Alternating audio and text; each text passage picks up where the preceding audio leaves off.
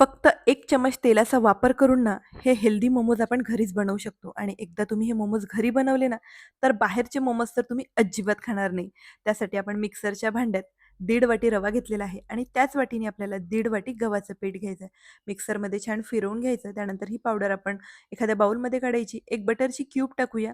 चवीपुरता मीठ टाकायचं आणि हे आपण व्यवस्थित मिक्स करून घेऊ. त्यानंतर थोडं-थोडं पाणी टाकून व्यवस्थित मिक्स करून छान अगदी सॉफ्ट असा आपल्याला हा गोळा तयार करून घ्यायचा आहे. यावर थोडंसं तेल लावायचं आणि हा गोळा आपण मुरण्यासाठी एक 10 ते 15 मिनिटं साईडला ठेवूया. परत बाउलमध्ये चॉप केलेल्या काही भाज्या घ्यायच्या, तर मी ते गाजर, पत्ताकोबी आणि कॉर्न घेतलेले आहे. यामध्ये चवीपुरता मीठ टाकायचं आणि व्यवस्थित मिक्स करून ह्या भाज्या 10 मिनिटं आपण साईडला ठेवू. 10 मिनिटानंतर बघू शकता भाज्यांना मस्त पाणी सुटलंय, तर यामधलं पाणी आपल्याला अशा पद्धतीने काढून आपल्याला ह्या भाज्या ना छान ड्राय करून घ्यायची आहे. आता या पाण्याचं मी काय केलेलं आहे ना, हे तुम्हाला मी उद्याच्या व्हिडिओमध्ये सांगते. छान एक रेसिपी मी तुमच्याबरोबर शेअर करणार आहे. तर आता आपण ह्या भाज्या ना हाय फ्लेमवर एक 3 ते 4 मिनिटं परतून घ्यायच्या आहे. म्हणजे भाज्यांमधला जो कच्चापणा असेल ना, तो निघून जातो. त्यानंतर पनीर आपल्याला खिसून घ्यायचं आहे. व्यवस्थित मिक्स करून घेऊ. त्यानंतर मी इथे ना पेरी-फेरी मसाला टाकलेला आहे. तुम्ही ते बेसिक घरातले जे मसाले असतात ना, ते सुद्धा टाकू शकता. त्यानंतर 1 चमच डार्क सोया सॉस टाकायचा आणि व्यवस्थित मिक्स करून आपली स्टफिंग झाली आहे रेडी.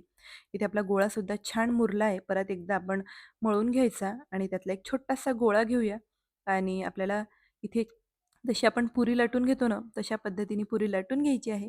तयार केलेली स्टफिंग टाकायची आणि व्हिडिओमध्ये दाखवते ना, त्या पद्धतीने आपल्याला मोमोज तयार करून घ्यायचे आहे. आता तुम्हाला जो आकार बनवता येतो ना, तुम्ही त्या आकारात हे मोमोज बनवू शकता आणि सगळ्यात सोपा आकार म्हणजे आपण जशी करंजी बनवतो ना, तशा पद्धतीने ही करंजी आपल्याला बनवून घ्यायची आहे आणि व्यवस्थित साईडनी सील करायचं आणि अशा पद्धतीने फोल्ड करून अगदी सोपा प्रकार आपण हा इथे बनवलेला आहे. वेगवेगळ्या प्रकारचे ते मोमोज तयार करून घेतले आणि हे मोमोज आपण ना छान एक 10 ते 12 मिनिटं स्टीम करून घेऊया आणि बघू शकता मस्त आपले मोमोज स्टीम झालेले आहेत.